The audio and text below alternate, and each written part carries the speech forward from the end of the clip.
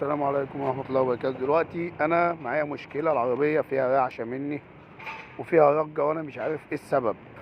رحت للعفشاجي، فالعفشاجي قال لي ممكن يكون شداد أو حاجة، فأنا مش عارف. فأنا دلوقتي كنت شاكك إن عجلة الكاوتش ملوحة اللي ورا، فأنا رحت بتاع الكاوتش كده وأفك العجلة اللي ورا أشوفها ملوحة ولا لأ، لأن الرجة جامدة. بس أنا ماشي بالراحة في رجة أو في رعشة، فاحنا هنعرف إيه السبب دلوقتي. انا رحت بتاع الكاوتش كده عشان اشوف العجله فيها لوحه ولا لا. شوف كده،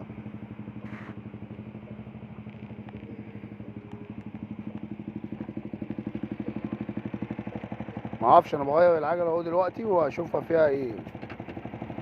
بس هي فيها لوحه اكيد يعني، عشان هي بتعمل رعشه مني وانا ماشي بالراحه.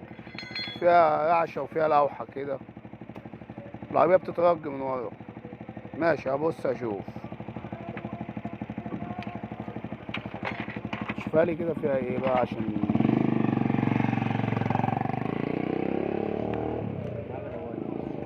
ايه. فيها لوحه صح. هي دي اللي عامله رجه ورعشه صح. طب تمام ماشي، تسلم ايدك. بس طلع العجلة فيها لوحة جامدة، فهي وانا ماشي على البطيء بتعمل رعشة او رجة كده، تلاقي العربية بتروح شمال ويمين بالراحة، فاحنا مش عارفين ايه السبب.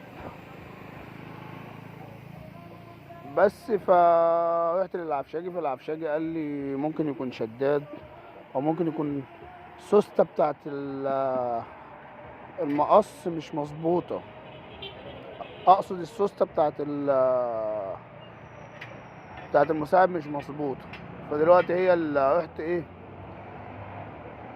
دلوقتي بتاع الكاوتش، وطلع السبب من العجله. فرجاء اي حد عنده مشكله يبص على العجل الاول قبل ما يروح للعفشاجي.